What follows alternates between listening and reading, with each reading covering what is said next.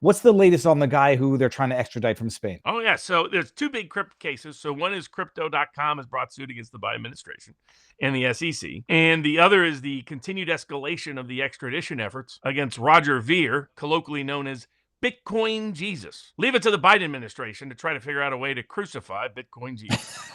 So, for those that don't know who Roger Ver is one of the founders of the Bitcoin movement. It sort of was a Bitcoin purist. And it was someone who believed in Bitcoin not for its self enrichment prospects, but rather for its collective empowerment and individual freedom components.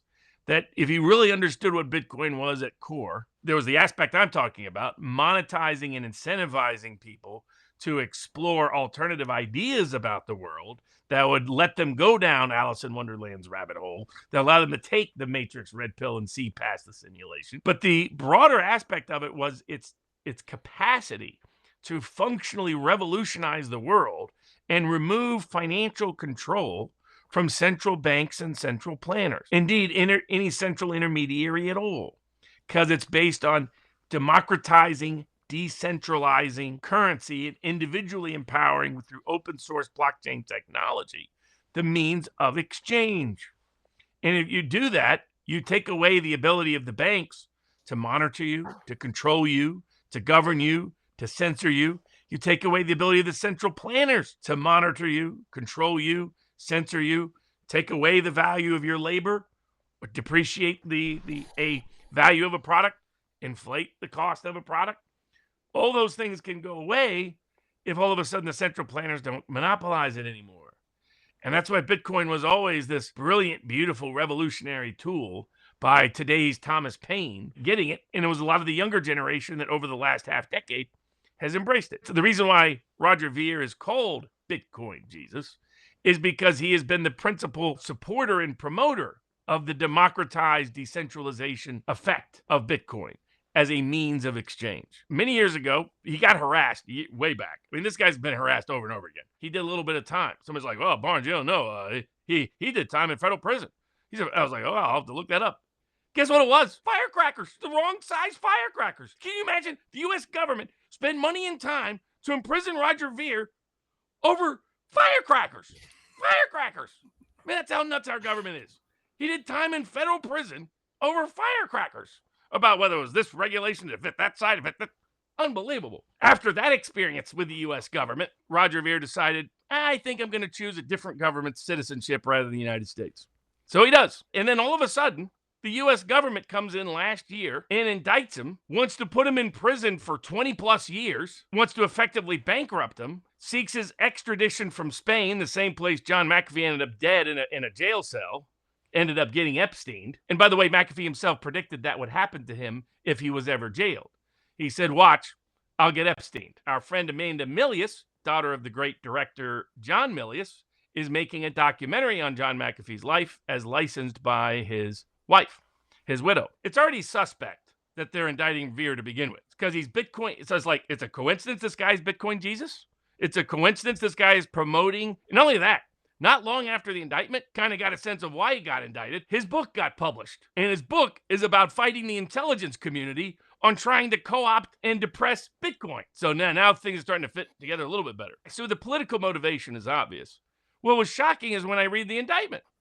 I'm expecting something, it's like all the Trump cases, right? You expect they put up such a microscopic view on a guy.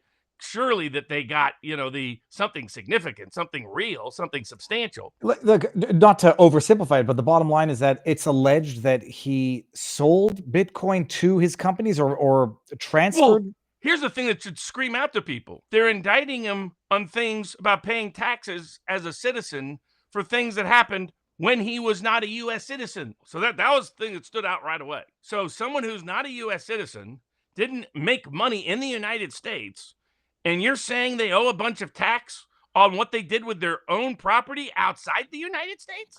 And just so nobody thinks you're crazy, this is from the DOJ's website or Justice Department. February 14, he allegedly obtained citizenship. Allegedly. They know he obtained citizenship on that date. But this is the U.S. government. They try to pretend he didn't do something when they denied him a visa a year later because they recognized that he was no longer a U.S. citizen. But they have to say allegedly because their whole thing is they're using the Roger Ver case primarily to suppress Bitcoin, suppress the people pushing for Bitcoin as an independent platform as part of the broader Biden administration lawfare against Bitcoin. But that's only half of the equation. The other half of the equation is they want to use the Roger Ver case to establish extraordinary power. It's kind of like the Amos Miller case, but in the financial freedom context. They're using him to say, we can put you in prison and create new tax policy through criminal law enforcement against individuals, even if you're not a U.S. citizen. We're going to claim you owe taxes and we can lock you up for it. Now, citizenship is not a limitation on your tax power. I mean, that has all kinds of ramifications. That's not even the least offensive. There's two other components that are equally offensive. One is they're saying, what exactly is Bitcoin? So in this, they're saying Bitcoin is a capital asset that's treated like capital gains, or what is it? You dig in and they're wanting to tax Bitcoin not as a capital asset, not as an income stream, as a property tax. They're saying you owned this much property, and at some point you benefited from that ownership of property. So we're going to say that you didn't pay enough at the time of the exit tax, which, by the way, is a disguised property tax. And now we're going to put you in prison. So we're going to create a property tax through the exit tax, and we're going to enforce it through criminal means. So this is an effort. They've been trying to do this for a while, but this is what the Harris proposal is. It's a property tax. For those that don't know, in the United States, at a federal level, you are not allowed to impose a property tax unless it has to be uniform and apportioned. Any direct tax on a person or their property has to be apportioned equally amongst the states and uniform in its rate. That's impossible, politically impossible in the modern world to achieve. Our founders intended it that way because they didn't want any head taxes. They didn't want any federal property taxes. They only wanted indirect taxes on foreign goods, like President Trump is talking about. When he talks about shifting to a tariff-based model, he's talking about shifting to the model our founders believed in was necessary to not only benefit the economy, but to protect freedom and autonomy from government control. The power to tax is the power to destroy. The power to tax is the power to control. That's what much of our tax returns are really about. They're ratting yourself out on a daily basis. Folks, they can print their own money. They don't need your check. What they want is your control, your subservience, your submission. And here you've got one of the most independent people in the world preaching and teaching people how to not be submissive to central planners and to individually empower themselves around the globe. It's not a coincidence that he's the one that's being targeted, but if they want to use him as the example to establish an extraordinary new power to lock people up by making new tax policy through criminal enforcement. Because again, the exit tax is unconstitutional, always has been. This is the only case I know of where they're prosecuting somebody related to Bitcoin. When at the time that they're talking about, they leave this out, they omit this from the indictment. 2014, 2015, 2017. The IRS couldn't decide what Bitcoin even was. They couldn't even, is it a digital thing? Is it an actual asset? Is it an income stream? They couldn't figure it out. And now you're going to go to prison because the government can't figure out what something is? So that's problem number one. Problem number two is it's all while he's not a citizen. Problem number three is it's a disguised property tax, and they're trying to enforce this through criminal imprisonment. So this is a direct threat to everybody's freedom, and it's similar and comparable. What's happening to their efforts to crucify Bitcoin Jesus is the same as what crypto is fighting in crypto.com suing the Biden administration. It's about using enforcement to set new policy, not just to punish the dissidents they don't like and to send a censorship message. If you're thinking about opening your mouth and challenging what we do, you might end up like Bitcoin Jesus. Look at how well we crucified him. We made the Romans look amateurs by comparison. That's what they're trying to do with Roger Ver. They're trying to do the same in crypto in general, because they want to use criminal individualized enforcement to create policy that they could never constitutionally pass in the first. Amazing. When do we find out if he gets extradited? I assume that's months away.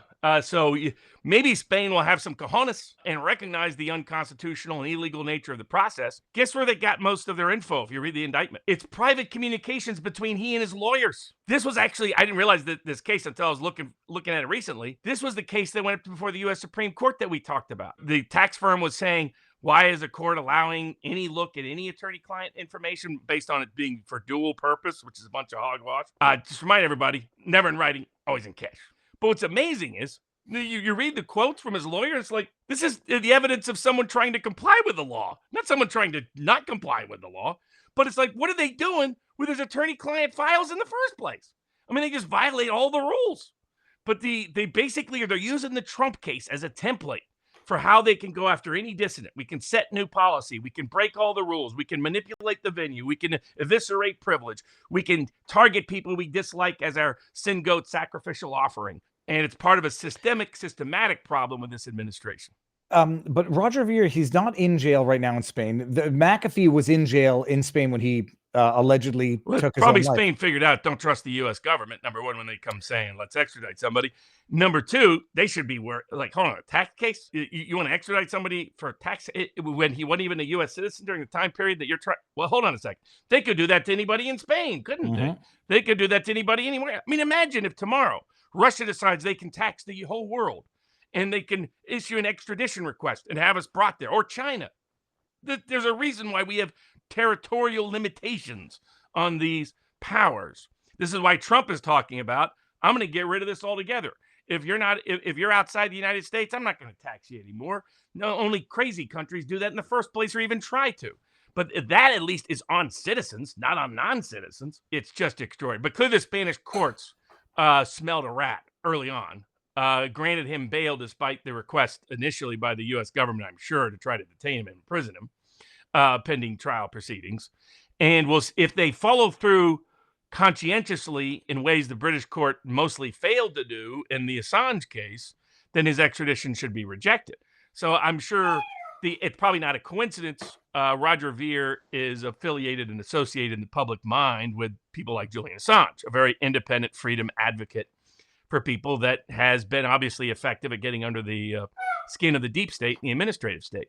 But it's just a case to pay more attention to because of how problematic it is and how they're trying to use the case, not only to punish dissidents, not only to suppress financial freedom and Bitcoin, but also because of how they want to create new policy through selective criminal enforcement in ways that would impose a property tax on the entire world and tax people who aren't even citizens, who aren't even in the United States. It's as crazy a case as you can possibly imagine. Biden administration then has learned to master crazy cases.